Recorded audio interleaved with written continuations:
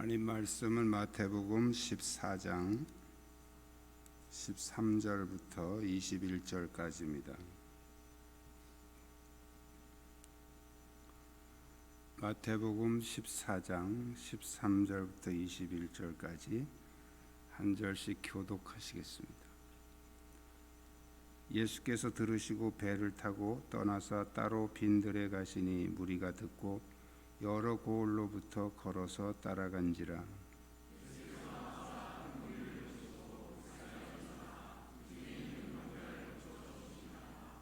저녁이 되매 제자들이 나와 이르되 이곳은 빈들이요 때도 이미 저물었으니 무리를 보내어 마을에 들어가 먹을 것을 사 먹게 하소서.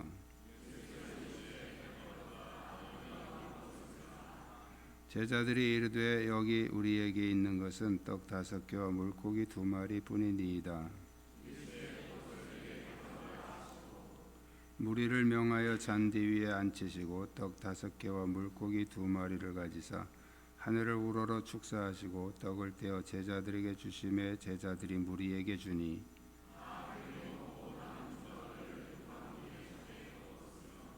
먹은 사람은 여자와 어린아이 외에 5,000명이나 되었더라. 아멘.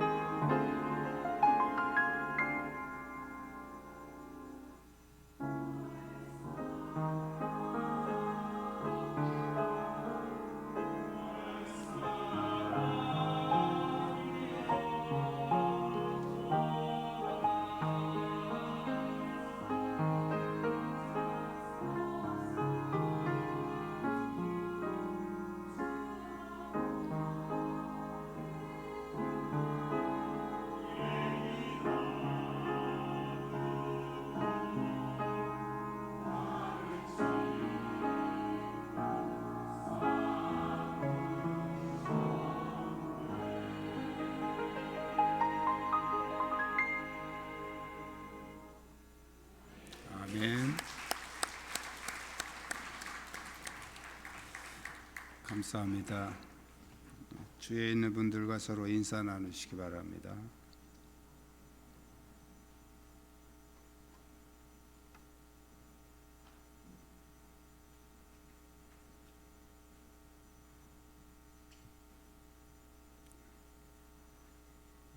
예수님은 아무 곳에서나 능력을 행하시거나 또 아무 곳에서나 말씀을 전하신 것이 아닙니다.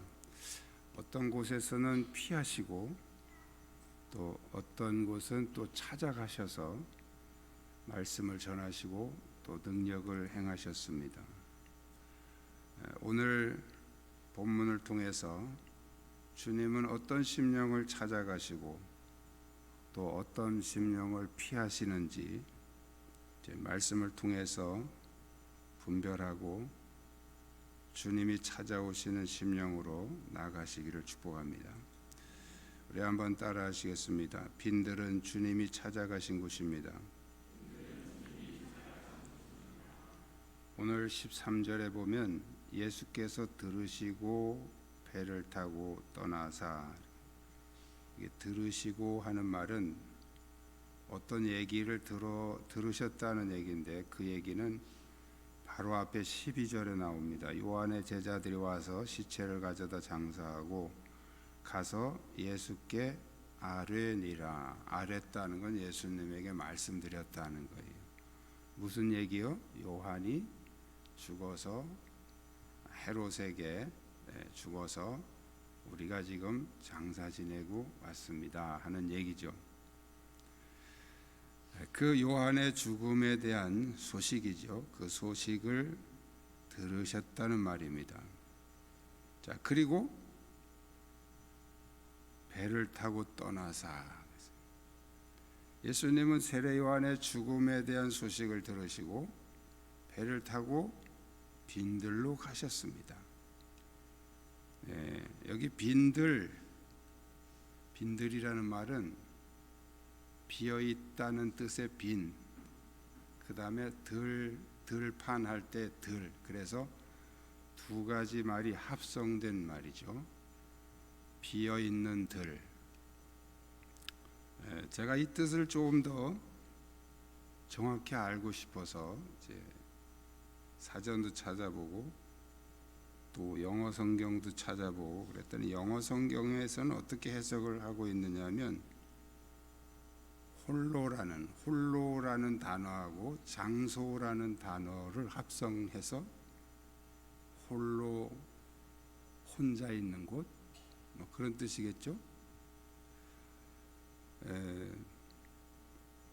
우리가 생각할 때는 이렇게 아무것도 없는 빈 벌판 이렇게 이제 생각을 하는데 뭐 그런 뜻도 되지만 또 여기 그 오병이의 기적을 행하신 장소를 보면 이제 넓은 벌판이죠.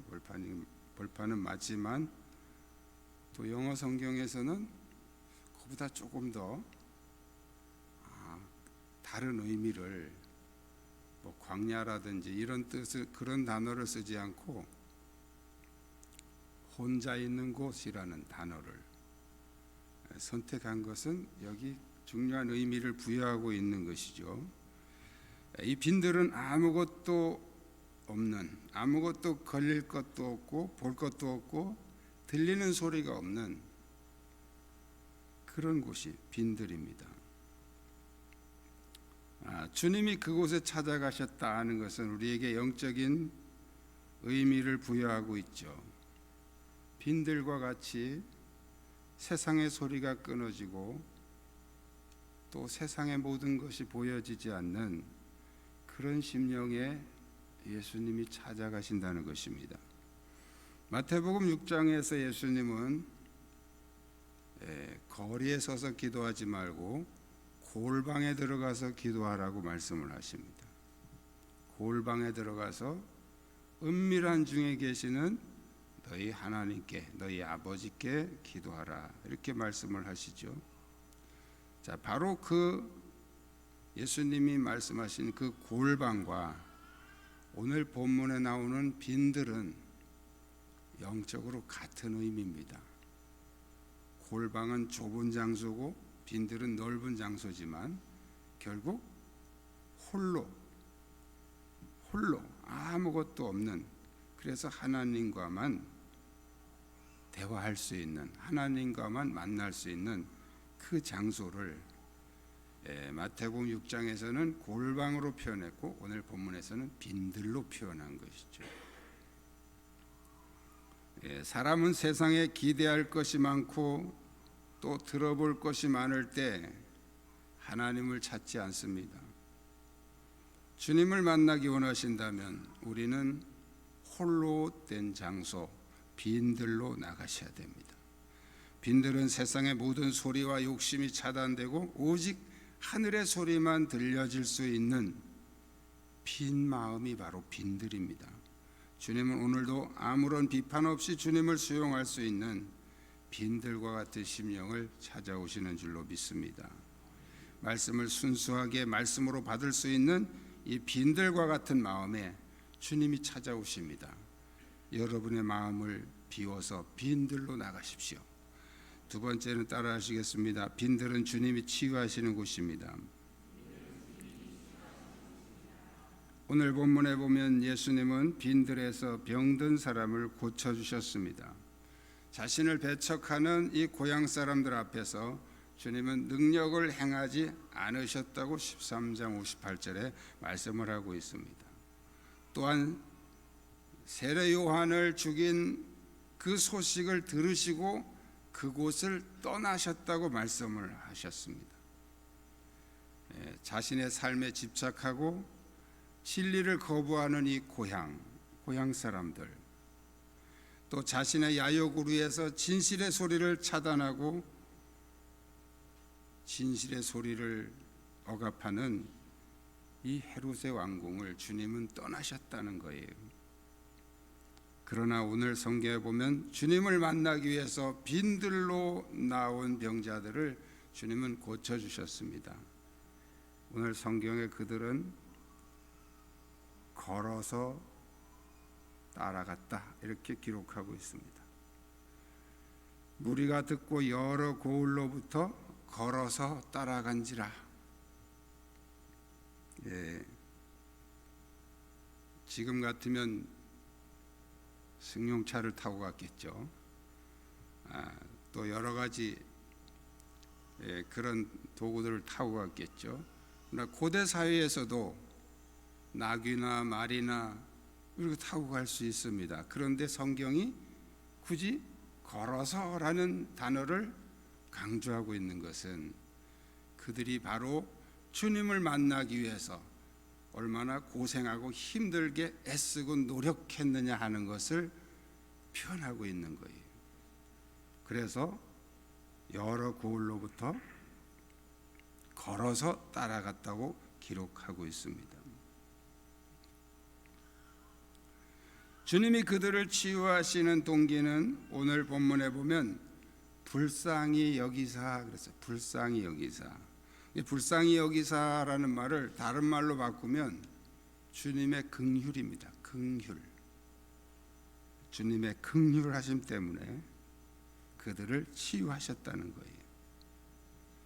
주님은 주님만 사모하는 빈 마음을 가지고 그 먼 길을 힘들게 걸어서 나온 그들을 불쌍히 여기시고 치유하셨습니다. 마태복음 11장 28절에 보면 수고하고 무거운 짐진 자들아 다 내게로 오라. 내가 너희를 쉬게 하리라. 여기 쉬게 한다 하는 말씀은 다르게 표현하면 내가 너를 회복시켜 주겠다, 그런 말씀이에요. 주님의 치유와 평안을 누리기 원하신다면 빈들로 나가셔야 됩니다. 아무것도 보여지지 않고 오직 주님만 볼 수 있는 이 사모하는 심령으로 나가시기를 축복합니다.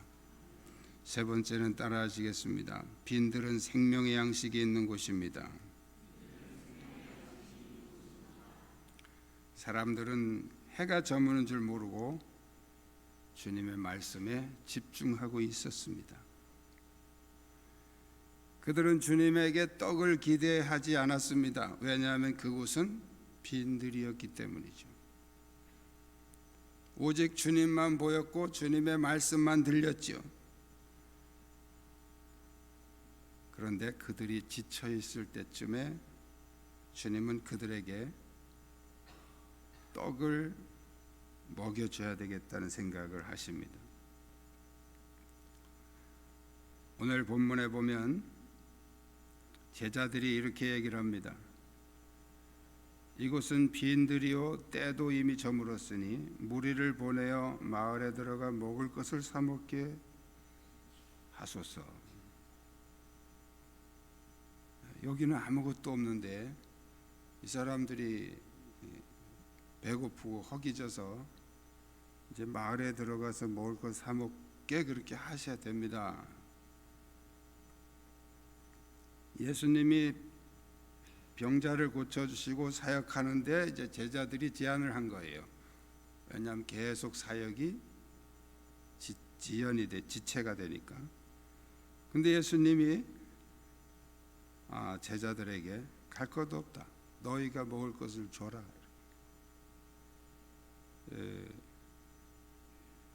마을에 들어가서 먹을 것을 사 먹게 하십시오 그랬는데 마을에 들어갈 거 없다. 너희가 먹을 것을 줘라.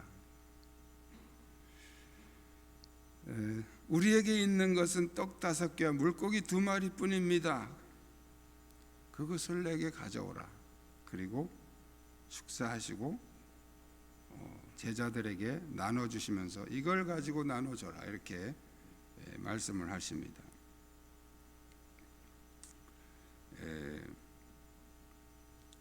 사람들은 이 떡 5개와 물고기 2마리로 장정만 5,000명을 먹이신 이 놀라운 기적에 대해서 흥분하고 또 우리는 많은 기도 속에서 우리에게도 이 오병이의 기적이 일어나게 해달라는 기도를 많이 합니다.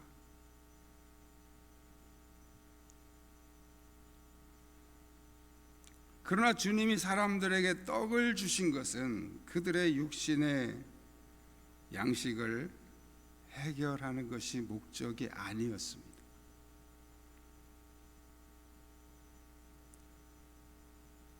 오늘 본문 14절에 보면 예수께서 나오사 큰 무리를 보시고 불쌍히 여기사 예수님이 그들을 보고 불쌍히 여기신 것은 그들이 먹을 것이 없어서 굶주린 것을 보고 불쌍히 여기신 것이 아니에요.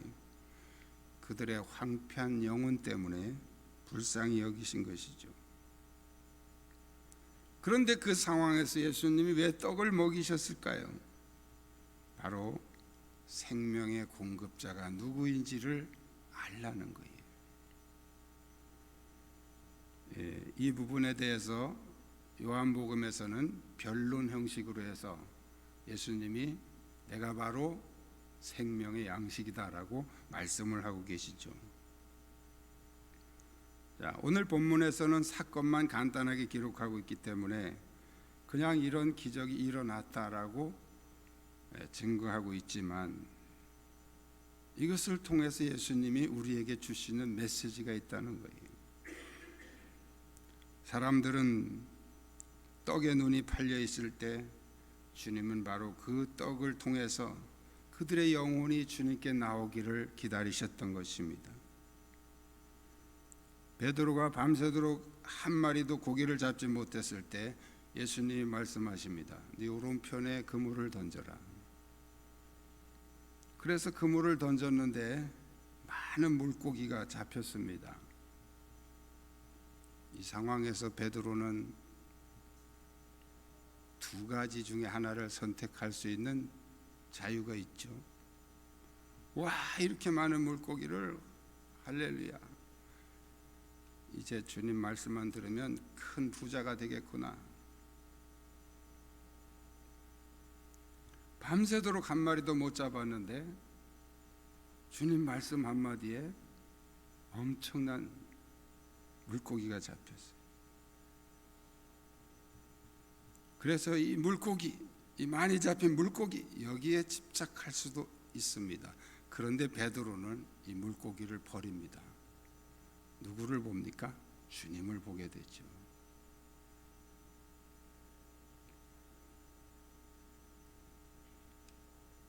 주님 앞에 무릎을 꿇습니다. 그리고 그 주님을 따라갑니다.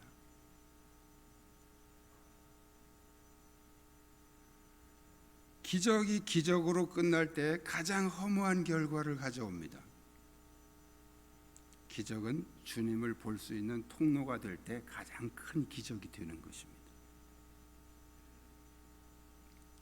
떡은 육신의 양식이지만 떡을 통해서 영의 양식을 깨닫고 생명의 주님을 발견할 때 그것이 가장 큰 기적이 된다는 거예요. 생명의 떡을 먹기를 원한다면 빈들로 나가십시오. 거기에 주님이 계시고 거기에서 주님이 공급해 주십니다. 주님은 인격적이시죠. 비판하는, 자기를 향해 비판하는 그 고향 사람들, 거기서 같이 비판하고 논쟁하지 않았습니다. 그곳을 떠나셨습니다. 진실을 외치는 요한을 죽인 이 헤롯을 같이 공격하고 하지 않으시고 빈들로 나가십니다. 자기를 향해서 먼 길을 마다 않고 찾아오는 그 영혼들에게 예수님은 치유하시고 생명의 양식을 공급하실 것입니다. 오늘 주님은 어떤 것과도 연결짓지 않고 빈들과 같은 순수한 영혼으로 주님을 사모하는 자들에게 찾아오시고 그들을 치유하시고 생명을 주십니다. 여러분들이 이 은혜를 누리시기를 축복합니다. 기도하시겠습니다. 주님은 우리가 주님과 깊은 만남을 통해서 참된 치유와 생명이 회복되기를 원하십니다. 우리 안에 모든 세상 욕심을 비우고 주님 안에서 참된 치유와 생명이 회복되게 하여 주옵소서. 오늘 말씀 붙잡고 함께 통성으로 기도하시겠습니다. 살아계신 역사